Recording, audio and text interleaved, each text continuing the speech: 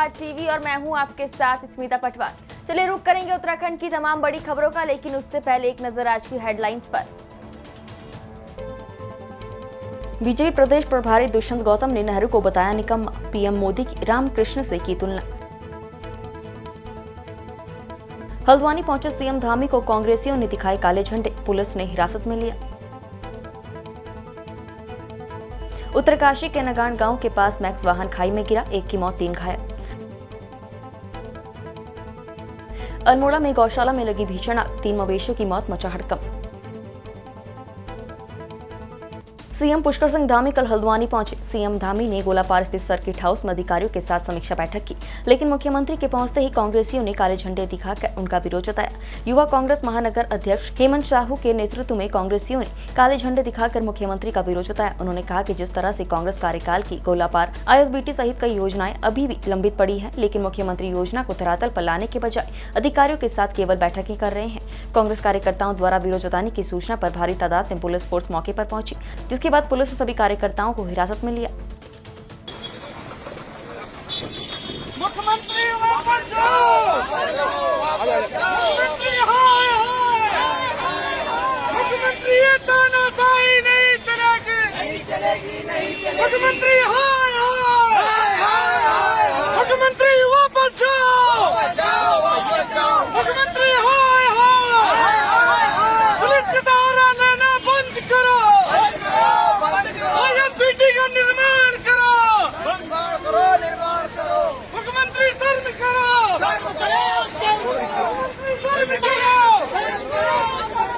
मुख्यमंत्री मसूरी में भाजपा महिला मोर्चा द्वारा आयोजित गरीब कल्याण सम्मेलन में उत्तराखंड भाजपा प्रदेश प्रभारी और भाजपा सांसद दुष्यंत कुमार गौतम ने विवादित बयान दिया है। भाजपा प्रदेश प्रभारी दुष्यंत ने देश के पहले प्रधानमंत्री जवाहरलाल नेहरू के खिलाफ विवादित बयान दिया है। उन्होंने देश के पहले प्रधानमंत्री जवाहरलाल नेहरू को निकम्मा प्रधानमंत्री बताया है। उन्होंने कहा कि जवाहरलाल नेहरू ने प्रधानमंत्री बनने के लिए देश के 2 टुकड़े किए, जबकि भाजपा के श्यामा प्रसाद मुखर्जी ने कश्मीर को लेकर अपने प्राणों की आहुति दी। जवाहरलाल नेहरू ने प्रधानमंत्री बनने के लिए देश के 2 टुकड़े करे, जिससे लाखों लोगों की जान गई, जो दुर्भाग्यपूर्ण है। मोदी सरकार के 8 साल पूरे होने पर मसूरी में आयोजित गरीब कल्याण सम्मेलन में भाजपा के प्रदेश प्रभारी गौतम इतने पर ही नहीं रुके। इसके बाद उन्होंने प्रधानमंत्री नरेंद्र मोदी की तारीफ करते हुए कहा कि जब जब देश पर आपत्ति आती है तो कोई अवतार जन्म लेता है। पूर्व में कंस के अत्याचारों का अंत करने के लिए कृष्ण ने जन्म लिया, रावण का अत्याचार खत्म करने के लिए राम ने जन्म लिया, लेकिन उनको किसी ने नहीं देखा, सिर्फ सुना है। उन्होंने कहा कि पीएम मोदी भी एक अवतार है, उनको सब लोग देख रहे हैं, वो देश और जनता को बचाने के लिए आए हैं। इसका साक्षी मैं भी हूँ और आप भी हैं। नहीं दी, जिनको मैंने अवतार भगवान बताया है वो भी पहले उन्होंने ऐसे ही काम किए हैं, और मैं मानता हूं कि एक दिव्य शक्ति तो मोदी जी में है ज़रूर, कि उनके प्रभाव के कारण विश्व के अंदर जो हम कीर्तिमान बना पा रहे हैं, विश्व भी उनके सामने झुकता हुआ दिखाई देता है। और जो उनकी आत्मशक्ति है, भ्रष्टाचार में आप देखेंगे आज भी उनके भाई परचून की दुकान पे काम करते हैं, पेट्रोल चलाते हैं, अनेकों छोटे छोटे काम करते हैं, एक भी लाभ उन्होंने नहीं लिया है। माँ भी 10 बाई 10 के कमरे में रहती है, और जिस प्रकार से वो अपने कमाई को गरीबों के लिए, आपने देखा कुंभ हुआ था, वहाँ सफाई अभियान वालों, सफाई कर्मचारियों के पैर धो के उन्होंने काम किया। जो भी उनको अवार्ड मिलते हैं, उनको वो ऑक्शन करते हैं, वो भी गरीबों पे खर्च होता है। मुझे लगता है एक दिव्य पुरुष ही ऐसे काम कर सकता है। केदारनाथ के मुख्य पड़ाव सोनप्रयाग में गुरुवार को बाजार बंद को लेकर प्रशासन से व्यापारियों की सकारात्मक वार्ता हुई, जिसके बाद बाजार सुचारू रूप से खुल गया है। आपको बता दें कि केदारनाथ यात्रा में पंजीकरण की व्यवस्था खत्म करने और यात्रा व्यवस्थाओं में सुधार लाने की मांग को लेकर कल केदारनाथ यात्रा के मुख्य पड़ाव सोनप्रयाग के व्यापारियों ने बाजार बंद कर दिया था। व्यापारियों का कहना था कि जगह जगह यात्रियों को रोककर केदार घाटी के व्यापारियों का रोजगार प्रभावित किया जा रहा है और व्यापारियों को बेवजह परेशान किया जा रहा है। साथ ही सोनप्रयाग स्थित पार्किंग में बिना टेंडर के 2000 बेड लगाए जाने से भी व्यापारियों में रोष है। गुरुवार को केदारनाथ यात्रा के मुख्य पड़ाव सोनप्रयाग बाजार को व्यापारियों ने बंद रखा। व्यापारियों का कहना था कि पंजीकरण की व्यवस्था को समाप्त किया जाए, साथ ही अन्य यात्रा व्यवस्थाओं में सुधार लाया जाए। जी कई बिंदुओं पर हमारी बात हुई है। जिस तरीके से हमारी स्ट्राइक थी, हमने कहा था कि हम इस बाजार को तब तक बंद रखेंगे जब तक भूतल पर इस सारी कार्रवाई को न किया जाए, क्योंकि हमें कई दिनों से आश्वासन दिया जा रहा था कि आज ये करेंगे, कल करेंगे, बैरिकेड्स हटाएंगे, यात्री परेशान नहीं होंगे। हर टाइम आश्वासन के बल पे हमें बहलाया जा रहा था, लेकिन हमने जब आज सुबह 4 बजे से हमारी दुकानें बंद हुई तो 12 बजे आकर SDM साहब तमाम अधिकारियों के साथ इस मौके पर पहुँचे और लिखित आश्वासन के साथ, ये लिखित आश्वासन मेरे पास है, इसके साथ उन्होंने कहा है कि ये सारी चीज़ों पर तुरंत कार्रवाई की गई यहाँ पे जो पार्किंग के अंदर अवैध रूप से वो बिस्तर लगाए जा रहे थे। पता नहीं कोई ठेकेदार था या क्या स्थिति थी, इसकी पूरी जानकारी तो नहीं मिल पाई, लेकिन उनको हटा दिया गया है। पूर्ण रूप से अब इस बाज़ार को स्वतंत्र कर दिया गया है। इस बाज़ार की व्यवस्थाओं को सुव्यवस्थित कर दिया गया है। तो व्यापार संघ की एक बड़ी जीत है, होटल एसोसिएशन की एक बड़ी जीत है। इस पर कार्रवाई हुई, सभी लोगों ने सहयोग किया और पूरी केदार घाटी फिर से यात्रा को देखी। चमोली जिले में लोक निर्माण विभाग गोपेश्वर की भारी लापरवाही सामने आ रही है। आपको बता दें कि नंदप्रयाग के समीप मासो से दादर कफलखेत सड़क मार्ग का कार्य किया जा रहा है, जिसमें डंपिंग जोन का प्रयोग नहीं किया जा रहा है, जो नाम मात्र दिखावे के लिए बनाया गया है। और नाले में सड़क बनाई गई है, जिसमें बरसाती पानी जाने के लिए अब नाला बंद हो गया है और उसके नीचे आबादी भी है, जहां तक चूने का प्रयोग किया गया है। वही कटिंग होनी चाहिए थी, जो कि सर्वे के हिसाब से नहीं हो पा रही है और सर्वे गलत है और पेड़ कहीं और कटे हैं और सड़क कहीं दूसरी जगह बन रही है, जो गलत है, जिस वजह से सड़क में काफी समस्या हो रही है। और नाले से नीचे सड़क बन रही है और मिट्टी काट के मिट्टी बिछाकर सड़क भी बनाई गई है। साथ ही गाँव का पैदल रास्ता भी पूरा क्षतिग्रस्त हो गया है, जिससे गाँव वालों को आने जाने में काफी समस्या हो रही है। ग्रामीणों ने बताया कि संबंधित विभाग को इस बारे में अवगत कराया गया है, पर उन्हें कोई लेना देना नहीं है। कल शहीद स्मारक देहरादून में पीड़ित राज्य आंदोलनकारी मंच के तत्वाधान में राज्य आंदोलनकारियों को दी 10% क्षतिज आरक्षण की बहाली को लेकर जारी धरना और उपवास दूसरे दिन भी जारी रहा। कल उपवास पर विकास नगर से रामकिशन, बैरागढ़ यमकेश्वर से महिमानंद भटकोटी, चिनाली रिसोर्ट से पंकज रावत, कोटद्वार से क्रांति कुकरेती, देहरादून से अंबुज शर्मा, विकास रावत बैठे। शहीद स्मारक में आंदोलन को समर्थन देने पहुँचने वालों में प्रमुख रूप से राज्य आंदोलनकारी मंच के प्रदेश अध्यक्ष जगमोहन सिंह नेगी ने कहा कि आंदोलनकारी कर्मचारियों के सम्मान और अस्तित्व दोनों की लड़ाई है। इस लड़ाई को अंजाम तक पहुंचाने के लिए संघर्ष किया जाना बेहद जरूरी है। राज्य आंदोलनकारी मोहन सिंह रावत ने कहा कि सरकार आंदोलनकारियों की अहमियत नहीं समझ रही है। सरकार को यह स्मरण रहना चाहिए कि ये राज्य आंदोलनकारियों की बदौलत ही अस्तित्व में आया है। ये मांग है, सिर्फ हम ये कह रहे हैं कि पूर्व में जो राज्य आंदोलनकारियों को राज्य सरकार ने 10% क्षैतिज आरक्षण की सुविधा प्रदान की थी राज्याधीन सेवाओं में, उस सेवा को बहाल किया जाए। 10% क्षैतिज आरक्षण बहाल किया जाए। ये जो है मामला कुछ और था, कोर्ट में पैरवी कुछ और हुई, शासकीय अधिवक्ता जो है फाइल पढ़ते नहीं हैं, इन्होंने 10% का जो जीवो था वो पेश करवा दिया। और अब हम राज्य सरकार को चाहिए था, उनका जीओ पेश हुआ, उसके अगेंस्ट वो सुप्रीम कोर्ट जाते, वो सुप्रीम कोर्ट गए नहीं। अब आपके पास क्या विकल्प है? विकल्प यही है, नई नियमावली बनाइए, नया लॉ बनाइए, या जो राजभवन में एक्ट लंबित है उसको पारित करवाइए। गेंद पूरी तरह उत्तराखंड सरकार के पाले में है। उत्तराखंड सरकार नया लॉ बनवाए, मामला खत्म हो जाएगा। स्वास्थ्य विभाग में रिक्त पड़े पदों को भरने की कवायद चल रही है। इसी कड़ी में कोरोना काल में दून मेडिकल कॉलेज में अस्थायी रूप से सेवा दे रहे 2200 कर्मचारियों की विभाग ने सेवा समाप्त कर दी थी, जिसके बाद अब एक बार फिर से इन कर्मचारियों की आउटसोर्सिंग के माध्यम से नियुक्ति की जा रही है। आउटसोर्सिंग एजेंसी TDS ने बताया कि उनके द्वारा नियम के तहत ही पूरी नियुक्तियाँ की जा रही है। वहीं उन्होंने कहा कि नियम प्रक्रिया के तहत अभ्यर्थियों से 15,000 सिक्योरिटी पूरे एफिडेविट को आधार बनाते हुए ली जा रही है, जो कि रिफंडेबल होगी। जन संघर्ष मोर्चा अध्यक्ष और GMVN के पूर्व उपाध्यक्ष रघुनाथ सिंह नेगी ने पत्रकारों को संबोधित करते हुए कहा कि सरकार द्वारा अक्टूबर 2015 के द्वारा निजी आयुष महाविद्यालयों में अध्ययनरत छात्र छात्राओं की फीस वृद्धि की गई थी, जिसके तहत फीस को 80,000 से बढ़ाकर लगभग 2 लाख और 73,600 रुपए से बढ़ाकर लगभग 1 लाख कर दिया था, जिसको उच्च न्यायालय द्वारा जुलाई 2018 को अपास्त कर दिया गया था, जिसमें बढ़ी हुई फीस वापस लेने के निर्देश दिए गए थे। और उच्च न्यायालय की खंडपीठ द्वारा अक्टूबर 2018 में सरकार द्वारा योजित विशेष अपील में पूर्ववर्ती आदेश को बरकरार रखा। नेगी ने कहा कि उच्च न्यायालय के निर्देश का अनुपालन कराए जाने को लेकर शासन द्वारा कुल सचिव उत्तराखंड आयुर्वेद विश्वविद्यालय को पत्र प्रेषित कर अनुपालन सुनिश्चित कराए जाने के निर्देश दिए गए थे, लेकिन लगभग 4 वर्ष से अधिक समय बीतने के उपरांत भी कुल सचिव द्वारा शासन के पत्रों पर कोई कार्रवाई नहीं करा सके। यहाँ तक कि शासन को कोई आख्या तक उपलब्ध नहीं कराई गई और न ही शासन अपने आदेशों की अनुपालना कराने में कामयाब हो सका। वर्ष 2019 में विधानसभा में भी कार्यवाही का आश्वासन दिया गया था। मोर्चा द्वारा राजभवन में भी कार्यवाही की मांग की गई, लेकिन राजभवन भी नाकाम साबित हुआ। नेगी ने कहा कि जब प्रदेश में न्यायालय और शासन के आदेशों पर ही कार्रवाई नहीं हो पा रही है, तो सरकार का क्या औचित्य रह जाता है। इस गंभीर संकट के चलते राजभवन सरकार को क्यों बर्खास्त नहीं कर देता। मोर्चा सरकार की बर्खास्तगी को लेकर आंदोलन करेगा। दरअसल सरकार ने वर्ष 2015 में निजी आयुष महाविद्यालयों में जो अध्ययनरत छात्र छात्राएं हैं उनकी फीस वृद्धि कर दी। 80,000 से 2,15,000 और 73,000 से 1,10,000 रुपये के करीब की थी। इस मामले को लेकर के कई लोग माननीय उच्च न्यायालय में गए। उच्च न्यायालय ने वर्ष 2018 में उस आदेश को अपास कर दिया था सरकार के, और जो इन्होंने बढ़ी हुई फीस दी थी उसको वापस करने के निर्देश सरकार को दिए थे। सरकार उसके बाद स्पेशल अपील में गई, लेकिन स्पेशल अपील में भी सरकार को मुंह की खानी पड़ी, और आज उस बात को लगभग 4 साल हो गए।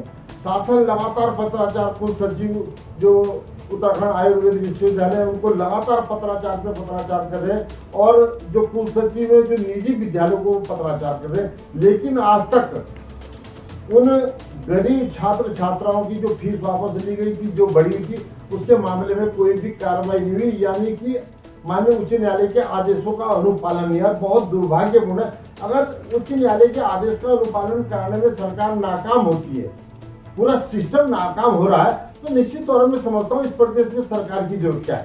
और राजभवन को भी हमने इस बात को स्पेशली लिखा था कि बहुत ये जिम्मेदारी आपकी है, और एक तरह से माननीय न्यायालय जैसी संस्था की अगर अनुपालना नहीं होती तो सरकार के लिए और या निश्चित तौर पर एक इसका बहुत गलत संदेश समाज में जाएगा, लेकिन कोई कार्रवाई आज तक नहीं। खानपुर विधानसभा के किसानों की समस्याओं को लेकर विधायक उमेश कुमार ने कृषि मंत्री गणेश जोशी से मुलाकात कर उन्हें क्षेत्र की कृषि से जुड़ी विभिन्न समस्याओं से अवगत कराया। आपको बता दें कि खानपुर विधायक उमेश कुमार ने कृषि मंत्री को मंडी समिति को लेकर चल रहे विवाद से भी अवगत करवाया। कृषि मंत्री ने इस पर सकारात्मक कार्यवाही करते हुए संबंधित अधिकारियों को कार्यवाही के निर्देश दिए। आपको बता दें कि विधायक उमेश कुमार लगातार क्षेत्र की समस्याओं को लेकर सजग हैं और उनके निराकरण के लिए प्रयासरत हैं। उमेश कुमार ने कहा कि खानपुर क्षेत्र में कृषि से संबंधित किसानों की समस्याओं से कृषि मंत्री को अवगत करवाया, जिस पर सकारात्मक कार्यवाही की जाएगी।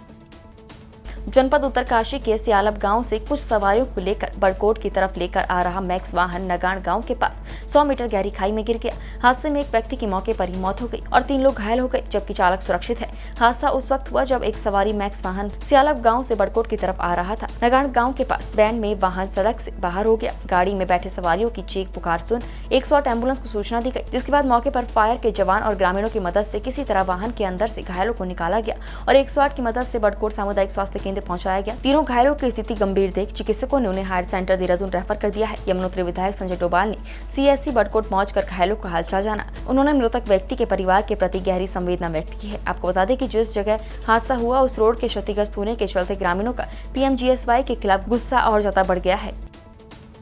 अल्मोड़ा जिले के विकास कंसल्ट के ग्राम पंचायत तल्ली बिहाड़ी में एक गौशाला में बुधवार को अज्ञात कारणों से आग लग गई।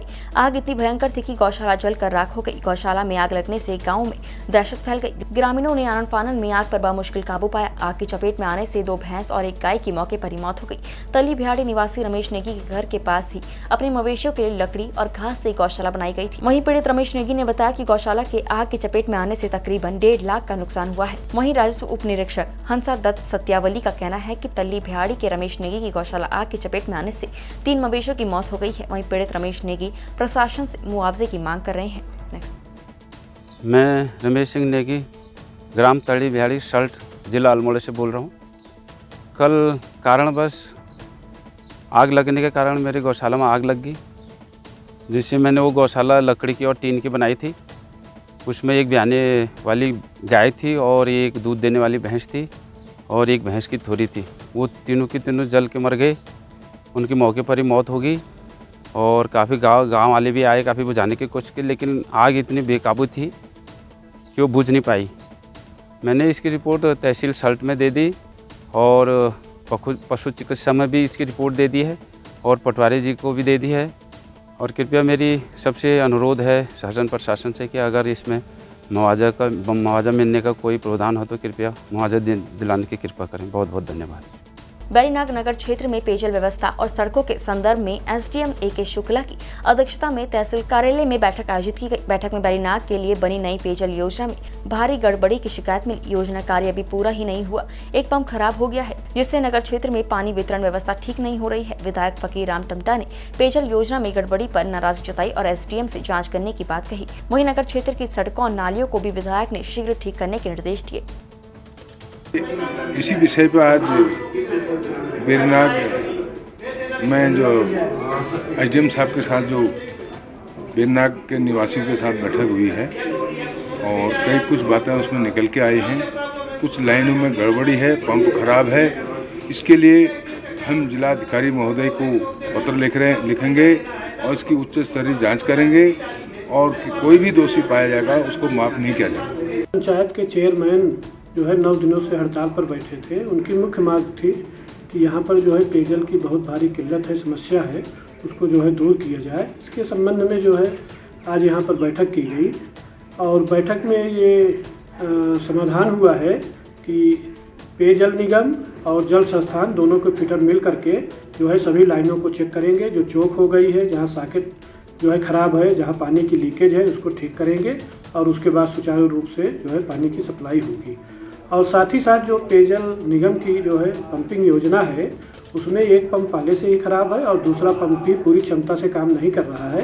उसके संबंध में हमने कहा है कि पेयजल निगम एक हमें रिपोर्ट देगा और हम जिलाधिकारी महोदय से रिकमेंड करेंगे कि इसमें जो है उच्च स्तरीय जाँच की जाए और दोषियों को कड़ी से कड़ी जो है कार्रवाई की जाए।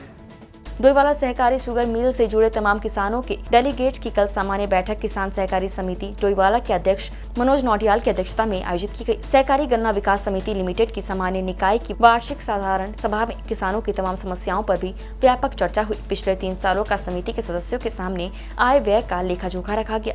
बैठक में किसान प्रतिनिधि ने कहा कि किसानों की समस्याओं के समाधान के साथ समय पर गन्ना मूल्य भुगतान पर जोर दिया जाए। साथ ही गन्ना किसानों को मिल की ओर से सुविधाएं भी दी जाए ताकि किसान और अधिक मेहनत कर फसलों का उत्पादन कर सकें। ये आज हमारी 91वीं वार्षिक बैठक चल रही है गन्ना समिति डोईवाला की। 2018 में एक ये एजीएम हुई थी जिसको हम वार्षिक साधारण सभा कहते हैं। इसमें जो हमारे जो रेगुलर किसान हैं जो 5719 के करीब हैं, वैसे तो 8000 से ऊपर गन्ना के किसान हैं, परंतु जिनकी रेगुलर सप्लाई वो 5719 है। वो लोग डेलीगेट चुनते हैं, तो जो डेलीगेट चुने गए हैं वो लगभग 178 के करीब हैं। वो सब क्षेत्रों से अपना नेतृत्व करते हैं और संचालक मंडल के साथ मिलकर ये वार्षिक जो सभा है इसको करते हैं। इसमें हमारे जो वार्षिक दायित्व होते हैं, वार्षिक जो खर्चे होते हैं, इनको पास करना पड़ता है। तो क्योंकि जो नया बोर्ड था 2019 के बनने के बाद 20-21 और 21-22 में 2 साल जो पिछला था कोरोना की वजह से आप सब समझते हैं कि इस तरह की मीटिंगें में रोक थी। तो आज हमने 3 वर्षों की बैलेंस शीट बनाकर इस प्रक्रिया को आगे बढ़ाने का काम किया है। तो हमारे पास 20 तक की हमारे पास बैलेंस शीट बन गई है। तो हमने आज 3 जो वर्षों की बैलेंस शीट है उसको यहाँ पर पास किया जाएगा और जो अन्य समस्याएं अपने क्षेत्रों की हैं, गन्ना किसानों की है, खाद से संबंधी, उसमें उनकी राय ली जाती है और आगे की योजनाएं तैयार की जाती हैं। जो है बोर्ड का गठन होने के पश्चात पहले उनके कार्यकाल में पहले जो है वार्षिक साधारण सभा का आयोजन आज दिनांक 2 जून को ये निर्मल फार्म हाउस में किया गया। इसमें जो मुख्य बिंदु थे आज की इस मीटिंग के, पहला तो था गत जो बैठक हुई थी हमारी 2018 में साधारण सभा की, उसकी जो है पुष्टि की गई। उसके पश्चात दूसरा बिंदु था जो हमारी सोसाइटी की बैलेंस शीट है 16-17 तक का जो पहले एजीएम में पास हो चुका था, 17-18, 18-19 एवं 19-20, ये 3 वर्षों के बैलेंस शीट का जो है जो भी आंकड़े जो पास हुए हैं उनको इस बैठक में सभी सदस्यगणों को अवगत कराया गया और सर्वसम्मति से उक्त 3 वर्षों के बैलेंस शीट को अनुमोदित किया गया। इसके पश्चात हमारे जो करंट क्रैशिंग सीजन है इसका जो बजट हमारा सोसाइटी का है 22-23 है, तो बजट के भी आंकड़े जो है आम सभा में प्रस्तुत किए गए तथा सभी को जो है बजट का अवलोकन करा दिया गया है। इसके अलावा जो खाद की ऋण सीमा वाला मामला है, तो इसमें हमारी समिति की खाद की ऋण सीमा मार्च 2022 में ख़त्म हो चुकी है। इसके पश्चात हमारे द्वारा जो है अभी वर्तमान में 6 मास के लिए इसे बढ़ाया गया है, परंतु इसका अधिकतम दायित्व इस बैठक के माध्यम से ही तय किया जा सकता था। तो आज इस बैठक के माध्यम से अधिकतम दायित्व समिति का 2,50,00,000 रुपए आगामी 3 वर्षों के लिए निर्धारित किया गया है, सर्वसम्मति से पास किया गया है, जिसके पेपर तैयार कर डीसीपी को उपलब्ध कराए जाएंगे। किसानों को समय पर ऋण। उत्तराखंड की तमाम बड़ी खबरों में फिलहाल इतना ही। बाकी खबरों के लिए देखते रहिए पहाड़ टीवी। नमस्कार।